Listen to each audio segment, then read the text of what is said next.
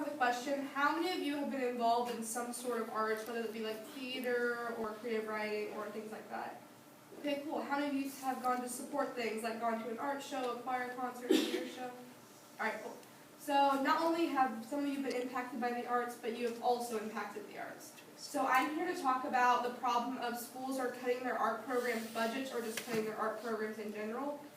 So to start off, I want to talk about some of the things that are going on our campus. So the big thing at UCM is the arts are actually a huge part here and what make our campus so special. By cutting these, we would hinder the special part of our community. So the first picture we have is from one of our past theater productions. This is from Spring Awakening 2 years ago. The middle one is an art gallery we have here on campus that is used in the art department. And the last one is a picture of the choir here at Kaufman. My ethos statement is I've been a part of the arts for seven years now, since I was in middle school, and I've seen firsthand how budget cuts have really affected us. Like we couldn't travel the places we wanted to, or like we haven't been able to build the sets we wanted to because we don't exactly have the money. So the problem here is that we're losing funds. Funds have been cut in more than 80% of the school districts since 2008. The very first programs are often art, music, art, and foreign languages to go first, and that's from U.S. News. And from 2009 to 2010 school year, only 3% of schools allocated funds for dance classes, and only 4% taught theater. So it's a huge problem. And another problem is that some people think that core classes are more important, and where they are, you also need a creative outlet to let the kids express themselves, and they actually end up benefiting kids in the long run. Okay, so here are some benefits of the arts.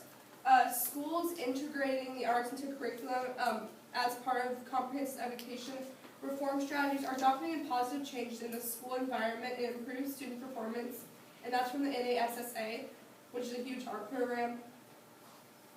These are some of the top 10 skills learned from the arts. The first one is creativity, and this is like being able to think on your feet, taking different perspectives when you're learning things, and thinking outside of the box.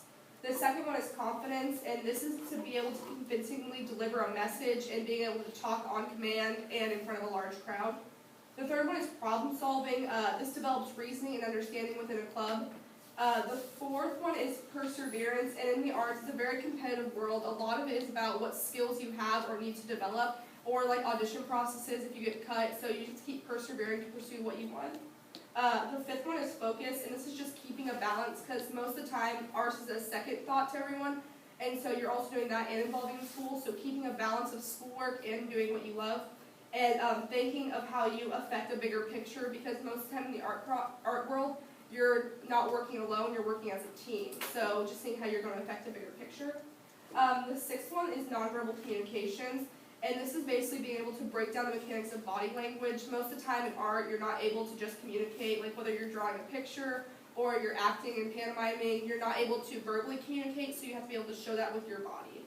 The seventh one is receiving continuous feedback. The arts is always about getting continuous critiques and feedbacks on how you can develop.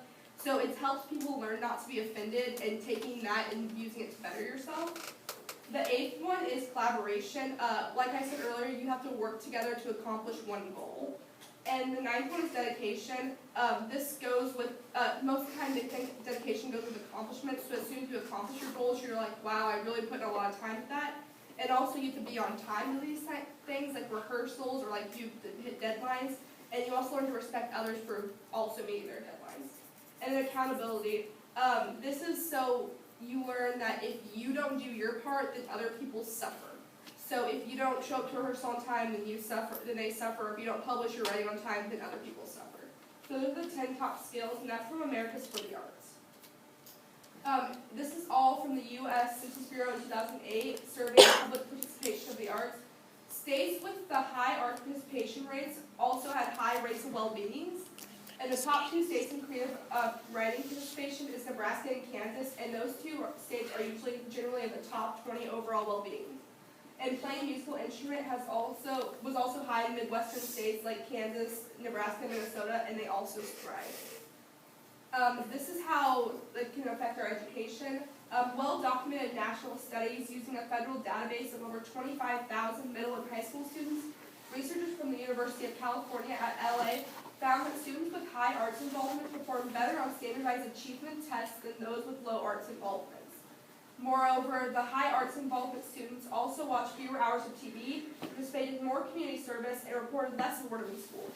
Several independent studies have shown that high school students who take arts classes have higher math and verbal SAT scores than students who take no art classes.